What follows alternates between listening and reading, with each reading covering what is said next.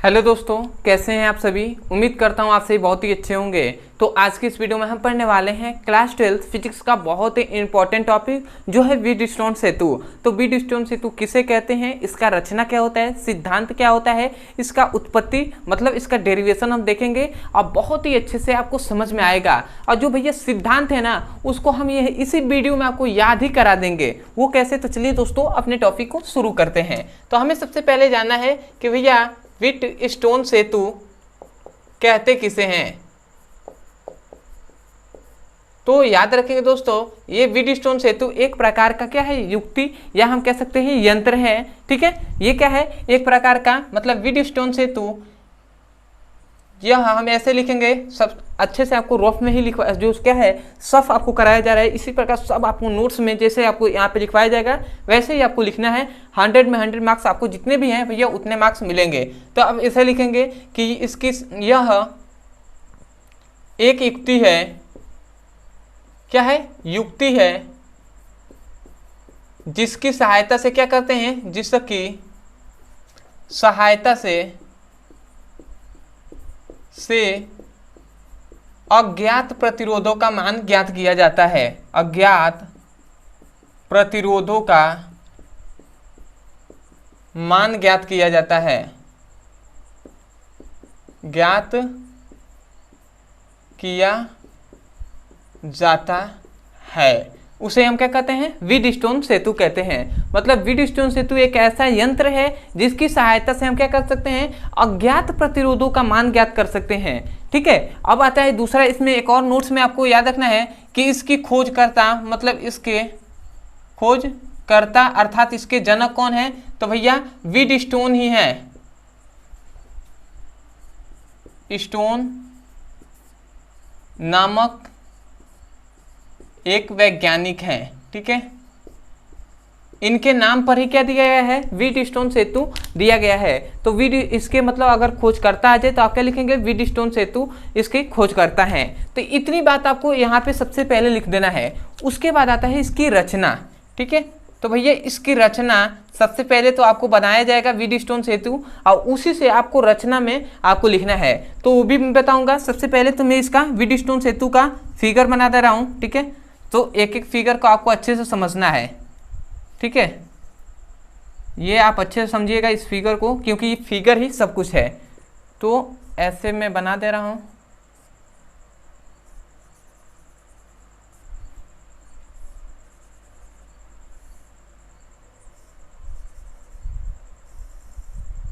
ठीक है,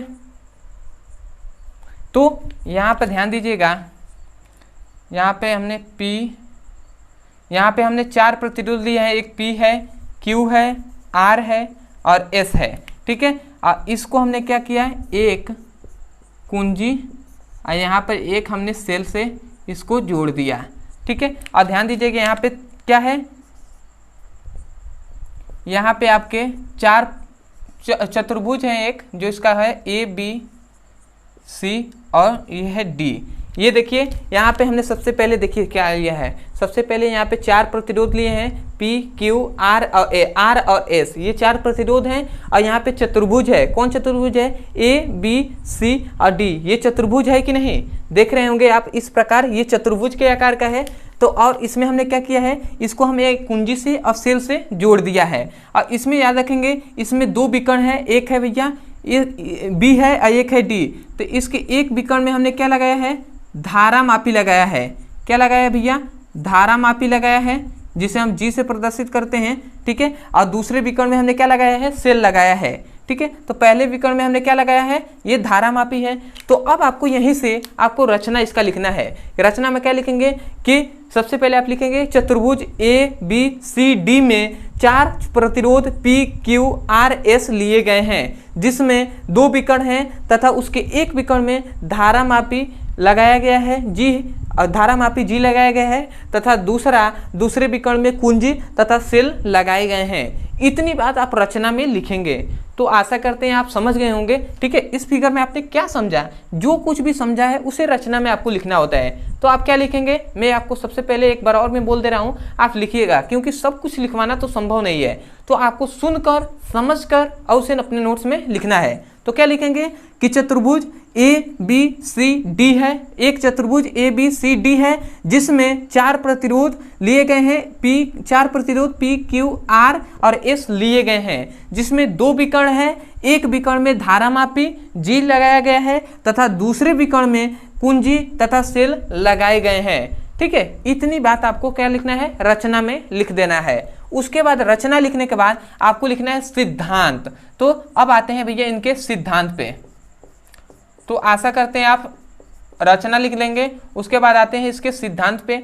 तो सिद्धांत बहुत ही इंपॉर्टेंट होता है, रचना अगर नहीं भी लिखेंगे तो कोई दिक्कत नहीं है, परंतु यदि सिद्धांत नहीं लिखेंगे ना तो भैया आपको नंबर ही नहीं मिलेगा। तो सिद्धांत भी आपको यहीं से याद हो जाएगा। सिद्धांत आपको क्या बोलना है, देखिए ये जो सब थोड़ा सी बात समझ लीजिए सबसे पहले कि ये जो क्या है, मतलब चतुर्भुज के 4 भुजाएं हैं जो क्या है, संलग्न है, एक साथ जुड़ी हुई है। संलग्न मतलब एक साथ ही क्या हुई है, संलग्न है मतलब एक साथ जुड़ी हुई है। तो आप ध्यान दीजिएगा, ये 4 जो चतुर्भुज के हैं, चतुर्भुज के चारों भुजाएं हैं, ये संलग्न है, एक साथ जुड़े हुए हैं और प्रत्येक भुजाओं पर क्या है, एक एक प्रतिरोध है। देख रहे हैं, इस भुजा पर P है, इस भुजा पर एक प्रतिरोध, इस पर सभी पर एक एक प्रतिरोध है। अब ध्यान दीजिएगा, यहाँ पे जब सेल है तो सेल द्वारा क्या हुआ होगा, इसमें विद्युत धारा I प्रवाहित किए गए होगा। तो जब इसमें धारा प्रवाहित मतलब अभी धारा नहीं प्रवाहित हुआ है तो इसका क्या है, धारा मापी का विक्षेप, जब मतलब इसमें क्या किया जाता है, धारा प्रवाहित किया जाता है तो इस धारा मापी का विक्षेप शून्य होता है। धारा मापी के विक्षेप का मतलब ये जो सुई है ना, निडिल है, ये इधर उधर नहीं होगा। इसका मतलब धारा मापी का विक्षेप शून्य है। इसका मतलब हुआ सेतु संतुलन की स्थिति में है, मतलब जो ब्रिज है, ब्रिज मतलब सेतु, तो ये संतुलन की स्थिति में है। इतनी बात आपको समझ में आना चाहिए। अब देखिए मैं बोलूंगा, आपको याद रखना है। आप सिद्धांत में क्या बोलेंगे, आप यही कहेंगे कि 4 प्रतिरोध PQRS, समझिएगा 4 प्रतिरोध PQRS किसी चतुर्भुज के 4 संलग्न भुजाओं पर स्थित हैं।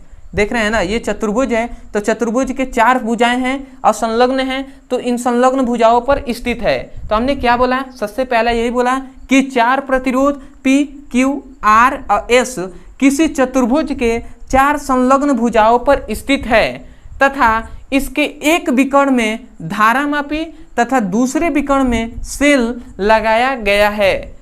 तब यदि धारामापी का विक्षेप शून्य हो अर्थात सेतु संतुलन की स्थिति में हो तो तब क्या कहेंगे, तब चतुर्भुज के 2 भुजाओं पर स्थित प्रतिरोधों का अनुपात शेष 2 भुजाओं पर स्थित प्रतिरोधों के अनुपात के क्या होता है, इक्वल होता है। ठीक है, यही इसमें बताया गया है सिद्धांत में, मतलब P by Q equal to क्या होता है, R बाई S होता है। यही आपको बताया गया, समझ में आया ना। तो आपको इसको 4 तरीके से आपको याद करना है, 4 पॉइंट्स। इसमें पहले पॉइंट्स में आपको क्या बोलना है कि 4 प्रतिरोध PQRS किसी चतुर्भुज के 4 संलग्न भुजाओं पर स्थित है, ये इतना पहले बोलना है। उसके बाद आप बोलना है कि इसके एक विकर्ण में धारामापी तथा दूसरे विकर्ण में सेल लगाया गया है, दूसरा पॉइंट हो गया। तीसरे पॉइंट्स में आपको ये बोलना है यदि धारामापी का विक्षेप शून्य हो अर्थात सेतु संतुलन की स्थिति में हो, ये तीसरा पॉइंट यहाँ तक हो गया। चौथे पॉइंट्स में ये बोलना है कि तब चतुर्भुज के 2 भुजाओं मतलब चतुर्भुज के 2 संलग्न भुजाओं पर स्थित प्रतिरोधों का अनुपात शेष 2 भुजाओं पर स्थित प्रतिरोधों के अनुपात के इक्वल होता है। समझ में आया ना। तो इसको 4 पॉइंट से आपको याद रखना है। ठीक है, तो मैं एक बार और बोल रहा हूँ, ध्यान से सुनिए, समझिए और इसे अपने नोट्स में लिखिएगा। तो आप क्या बोलेंगे, 4 चतुर्भुज PQRS किसी चतुर्भुज आपको क्या बोलना है, 4 प्रतिरोध PQRS किसी चतुर्भुज के 4 संलग्न भुजाओं पर स्थित है तथा इसके एक विकर्ण में धारामापी तथा दूसरे विकर्ण में सेल लगाया गया है। तब यदि धारामापी का विक्षेप शून्य हो अर्थात सेतु संतुलन की स्थिति में हो, तब चतुर्भुज के 2 संलग्न भुजाओं पर स्थित प्रतिरोधों का अनुपात शेष 2 भुजाओं पर स्थित प्रतिरोधों के अनुपात के इक्वल होता है, मतलब बराबर होता है। तो आशा करते हैं दोस्तों आपको सिद्धांत भी याद हो गया होगा। इतनी बार बताया गया है तो भैया याद तो हो जाना चाहिए। ठीक है, तो आशा करते हैं आपको याद हो गया होगा। अब ये जो सिद्धांत में ये जो फॉर्मूला मिला, इसकी उत्पत्ति कैसे हुई उसको हम समझेंगे और बहुत ही अच्छे से आपको समझ में आएगा। तो अब हम देख लेते हैं इसकी उत्पत्ति। तो इसको मैं मिटा दे रहा हूँ। अब इसी को हम प्रूफ करेंगे, इस जो फॉर्मूला है इसको हम प्रूफ करेंगे और बहुत ही अच्छे से आपको समझ में भी आएगा। तो अब आते हैं इसके उत्पत्ति पे, ठीक है। सिद्धांत भी आपको लिख लिए होंगे। अब आते हैं हम इसकी उत्पत्ति, यहाँ पे लिखता हूँ, ठीक है, कि उसकी उत्पत्ति कैसे हुई। तो उत्पत्ति आपको समझ में तभी आएगा भैया जब आपको किरचॉफ का नियम पढ़े होंगे। यदि आप किरचॉफ का नियम नहीं पढ़े हैं तो मतलब एक तरह से कहा जाए तो मतलब 40 या 50% तो फिक्स है कि आपको समझ में नहीं आने वाला है। और यदि आपने किरचॉफ का नियम पढ़ा है तो 100 में 100% आपको समझ में आएगा। फिर भी यदि नहीं भी पढ़े होंगे तो मैं अपनी तरफ से पूर्ण रूप से कोशिश करूंगा कि आपको समझ में आ जाए, ठीक है। यदि आप नहीं पढ़े हैं किरचॉफ का नियम और पढ़ना चाहते हैं तो इस वीडियो को समझ लीजिए, ठीक है, देख लीजिए डेरिवेशन इसका, और उसके बाद आप तुरंत किरचॉफ का नियम पढ़ लीजिएगा। उसके बाद आप इसको समझेंगे ना तो और भी अच्छे समझ में आएगा। तो आपको किरचॉफ का नियम पढ़ना है तो आप लिखिए किरचॉफ का नियम ब्रदर सर, आपको वीडियो मिल जाएगा, आप जाकर पढ़ लीजिएगा। अब आते हैं भैया इसकी उत्पत्ति। तो उत्पत्ति में क्या लिखना है आपको, सबसे पहले यहाँ वर्किंग स्टेप में बता दे रहा हूँ। वर्किंग स्टेप में आपको याद रखना है, ये कुछ मैं स्टेप बता रहा हूँ, इसी प्रकार से आपको करना है, ये आपके लिए हेल्पफुल रहेगा। सबसे पहले तो इसमें 2 बार आपको क्या लगाना है, 2 बार किरचॉफ का नियम लगाना है, किरचॉफ का प्रथम नियम लगाना है, ठीक है। प्रथम नियम, किरचॉफ के 2 नियम होते हैं, तो 2 बार हम लगाएंगे किरचॉफ का प्रथम नियम और 2 बार हम लगाएंगे क्या, 2 बार हम लगाएंगे किरचॉफ का सेकेंड मतलब द्वितीय नियम लगाएंगे। यही दूसरा नियम है। तो सबसे पहले हम 2 बार प्रथम नियम लगाएंगे और 2 बार द्वितीय नियम लगाएंगे तो हमारा प्रूफ हो जाएगा, ठीक है। तो इसीलिए मैं कह रहा हूं कि आप नियम अगर नहीं जानते होंगे किरचॉफ में तो कैसे आपको लगाएंगे, ठीक है। तो अब आते हैं, चलिए हम समझते हैं। तो आपको यहाँ पे थोड़ी सी बेसिक आपको ये पता होना चाहिए कि जब इसमें से क्या होता है, जब धारा प्रोवाइड किए जाता है तो यहाँ पे संधि है, तो संधि से क्या होगा भैया, इधर भी धारा जाएगा, इधर भी, दोनों तरफ में धारा जाएगा। तो मान लेते हैं इधर जब धारा जा रही है तो वो I1 धारा जा रही है। अब ये I1 धारा यहाँ पे जाएगी। अब यहाँ पे जब जाएगी ना तो यहाँ पर भी देखिए 2 संधियाँ और भी हो गई हैं। यहाँ पे संधि है, यहाँ पर 2 रास्ते हैं, एक इधर भी आएगा, एक इधर भी। तो मान लेते हैं इधर आता है तो ये I2 धारा प्रोवाइड करता है और इसमें गैल्वेनोमीटर में जाता है तो यहाँ पर जब धारा जाएगा तो इसमें IG धारा जाएगा। G लिखा है गैल्वेनोमीटर के लिए, ठीक है। तो ये हो गया। अब आता है इसमें, तो भैया इसमें जब धारा जाएगा तो यहाँ पे I3 धारा जाएगा, ठीक है। I1 I2 यहाँ पे चला गया तो यहाँ मान लेते हैं I3 धारा जा रहा है। अब ये धारा गया यहाँ पे, अब इस संधि से फिर से इधर जाएगा तो यहाँ पर ये भी धारा आ रही है इधर और यहाँ से ये भी धारा, तो ये पूरे मिलकर I4 धारा यहाँ से प्रोवाइड करेंगे और यहाँ पे फिर से आकर ये फिर से I धारा प्रोवाइड करके यहाँ पे न्यूट्रल हो जाएंगे। समझ में आ रहा है ना। इस संधि से दोनों धाराएं बट गई हैं, एक धारा I1 I2 में बट गया है और फिर से एक धारा I3 I4 में बट गया है। अब यहीं पे हम सबसे पहले लगाएंगे किरचॉफ का प्रथम नियम। तो हम यहाँ पे लिखेंगे कि विकर्ण, यहाँ पे 2 विकर्ण है, एक है B और एक है D। तो हम लिखेंगे सबसे पहले कि संधि B पर किरचॉफ का प्रथम नियम, ठीक है। मतलब जो विकर्ण B है तो इस पे हम संधि B पर किरचॉफ का प्रथम नियम। और किरचॉफ का प्रथम नियम क्या होता है, किरचॉफ का प्रथम नियम में थोड़ा सा बता दे रहा हूँ, ठीक है, क्योंकि आप पढ़े होंगे कि नहीं ये तो नहीं पता। ये संधि ये मान लेते हैं, तो संधि से आने और जाने वाली, ये मान लेते हैं जा रही है, ये मान लेते हैं ऐसे ये आ रही है विद्युत धाराएं, और ये भी मान लेते हैं ये जा रही हैं। तो उन्होंने ये कहा था कि संधि से आने वाली, ये मान लेते हैं I1 धारा है, ये I2 और ये I3। तो उन्होंने संधि में किरचॉफ ने प्रथम नियम में बताया था कि संधि से आने वाली विद्युत धाराओं का योग संधि से जाने वाली विद्युत धाराओं के योग के बराबर होता है। तो यहाँ पे देख रहे हैं संधि से जाने वाली, संधि की ओर जाने वाली विद्युत धारा है I1, तो हमने I1 लिख दिया। अब उसके बाद कहा था कि संधि से जो बाहर जाएंगी उनके बराबर होता है, ठीक है। तो संधि से बाहर जाने वाली 2 धाराएं हैं, तो इन दोनों को यदि हम जोड़ देंगे तो यही इन्होंने कहा था। मतलब जाने वाली धाराओं को एक तरफ और आने वाली धाराओं को एक तरफ लिखते हैं। तो इसी प्रकार इसमें भी हम लिखेंगे, यही प्रथम नियम है। तो प्रथम नियम आपको समझ में आ गया होगा थोड़ा बहुत, ठीक है, मैंने शॉर्ट में आपको बताया है। तो अब ध्यान दीजिएगा, ये जो संधि है तो इस संधि से ये जो जंक्शन है संधि है, तो इधर जाने वाली धाराएं क्या है, I1 है। तो मैं लिखूंगा I1, ठीक है।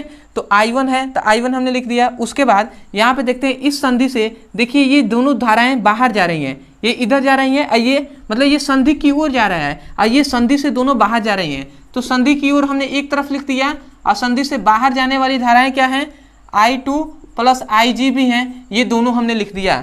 ये दोनों बाहर जा रही हैं तो इनको दोनों को इक्वल कर दिया और इसको हमने, अब ध्यान दीजिए यहाँ पे चूंकि में याद रखेंगे जो IG है ना इसका मान 0 होता है, ठीक है। और यदि इसका मान 0 हो जाएगा, इसका मान इतने का मान 0 हो जाएगा तो इसका मतलब I1 इक्वल टू I2 हो जाएगा, ठीक है। तो इसको आपको नोट्स में याद रखना है, इसको समीकरण फर्स्ट, ठीक है। अब आप सोच रहे होंगे कि भैया IG का मान आपने 0 क्यों किया, क्योंकि हमने सिद्धांत में ही आपको बताया है कि जब क्या होता है धारा मापी का विक्षेप 0 होता है, इसका मतलब सेतु संतुलन की स्थिति में होता है तो धारा मापी का विक्षेप 0 होगा, इसीलिए IG का मान भी 0 होगा, ठीक है। अब आते हैं, ये तो सबसे पहले बिंदु B पर क्या लगा दिया, मतलब संधि B पर किरचॉफ का प्रथम नियम लगा दिया। अब हम लगाएंगे फिर से बिंदु D पर किरचॉफ का प्रथम नियम। तो अब लिखते हैं संधि D पर किरचॉफ का प्रथम नियम,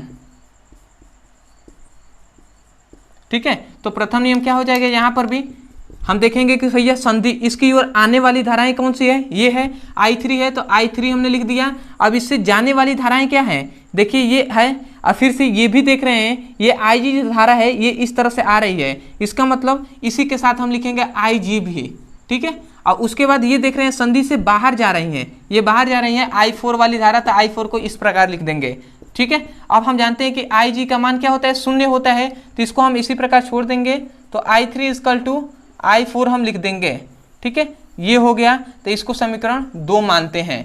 ये दोनों हमने ज्ञात कर लिया। सबसे पहले किरचॉफ का प्रथम नियम लगा दिया 2 बार और इसको हमने 2 मान निकाल दिया है कि I1 जो होगा वो I2 के बराबर होगा और जो I3 होगा वो I4 के इक्वल होगा।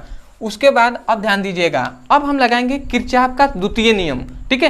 तो द्वितीय नियम क्या है भैया, उसको भी मैं थोड़ा सा बता दे रहा हूँ। द्वितीय नियम क्या है, क्योंकि आप नहीं पढ़े होंगे शायद, द्वितीय नियम में यहाँ पे बता दे रहा हूँ। किरचॉफ का जो द्वितीय नियम भैया बंद जाल के लिए होता है, ठीक है। मैं अभी आपको समझाऊंगा, ठीक है। देखिए यहाँ पे 2 बंद जाल हैं। सबसे पहला तो एक बंद जाल है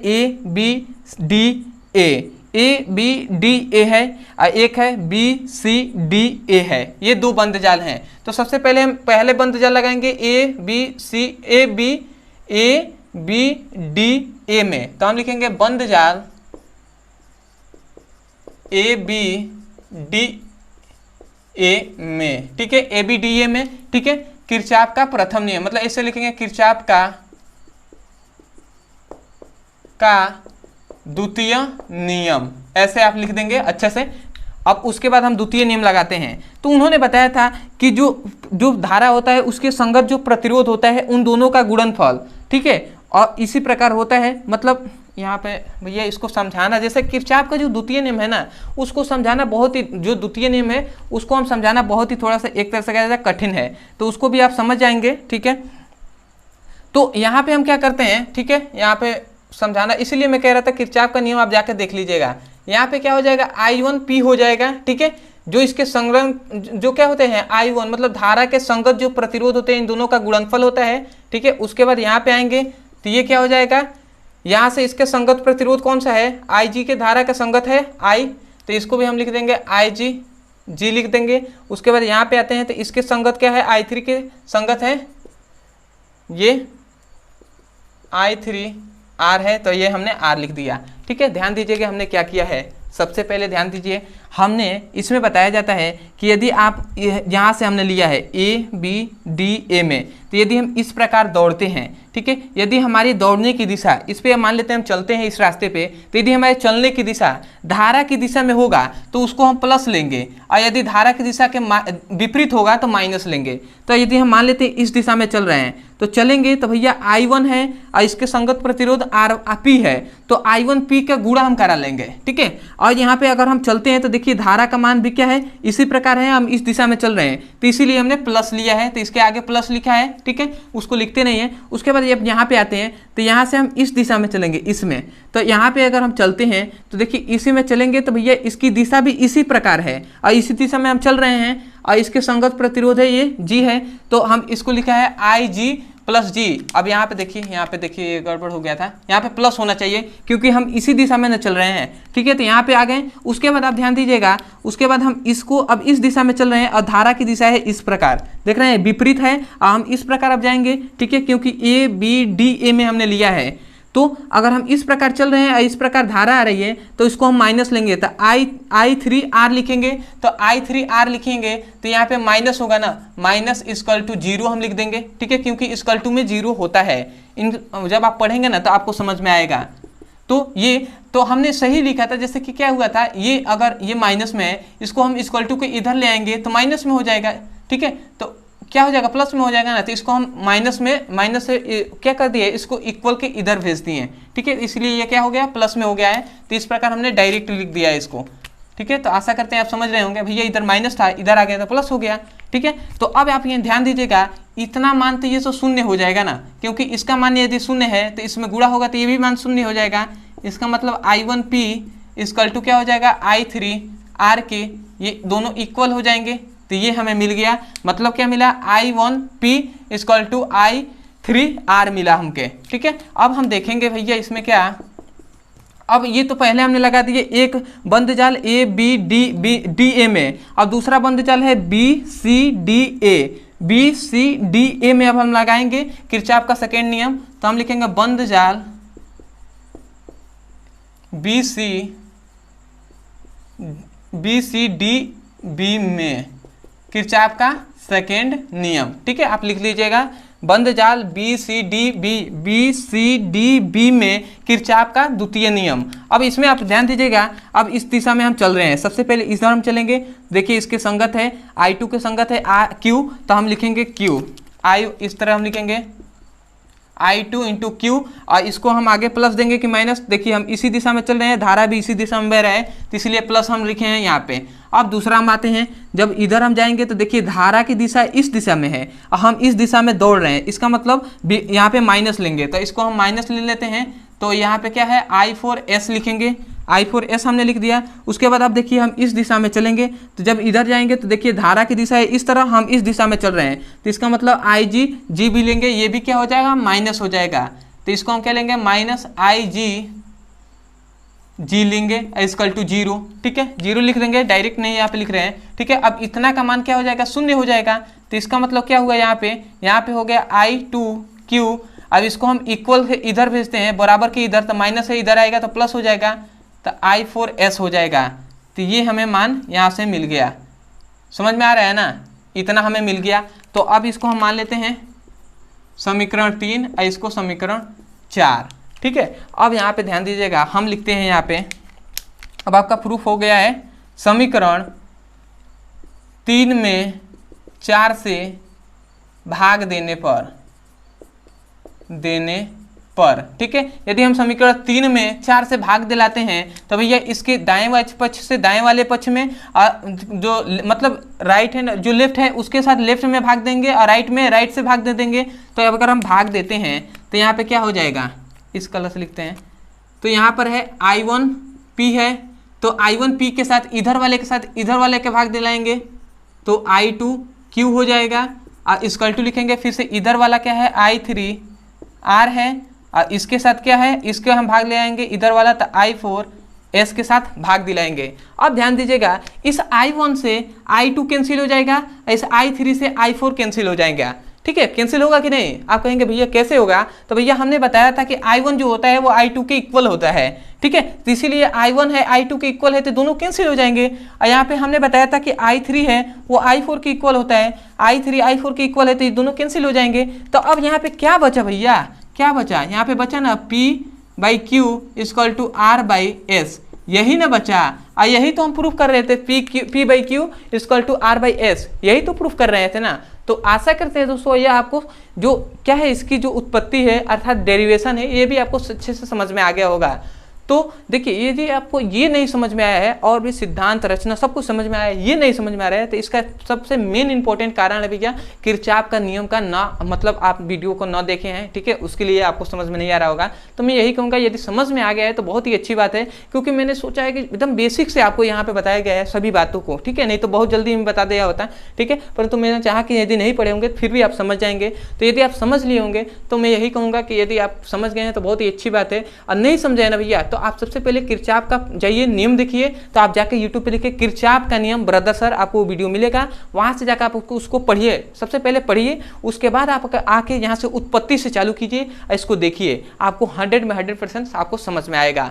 दूसरी बात, यदि आप हमारे चैनल पे नए होंगे तो सबसे पहले तो चैनल को सब्सक्राइब कर दीजिएगा, क्योंकि आपको इसी प्रकार सभी क्लास 12 के फिजिक्स और केमिस्ट्री के आपको वीडियो का लिंक यहाँ पे मिलेगा, वीडियो आपको प्रोवाइड कराया जाएगा, जितने भी इंपॉर्टेंट टॉपिक है उसका आप वहाँ से जाकर आप पढ़ सकते हैं। और यदि आप क्लास 12 का फिजिक्स और केमिस्ट्री का सीरियसली पढ़ाई करना चाहते हैं, चैप्टर वाइज सीक्वेंस में एक एक करके वीडियो को देखना चाहते हैं, तो आपको इसी वीडियो के डिस्क्रिप्शन बॉक्स में फिजिक्स और केमिस्ट्री दोनों का लिंक दिया जाएगा, उस लिंक पे क्लिक करके आप चैप्टर वाइज सीक्वेंस में एक एक करके वीडियो को पढ़ सकते हैं और अपने सुंदर से नोट्स बना सकते हैं। तो चलिए दोस्तों, आज के लिए इतना ही, मिलते हैं अगली वीडियो में, तब तक के लिए धन्यवाद। जय हिंद, जय भारत।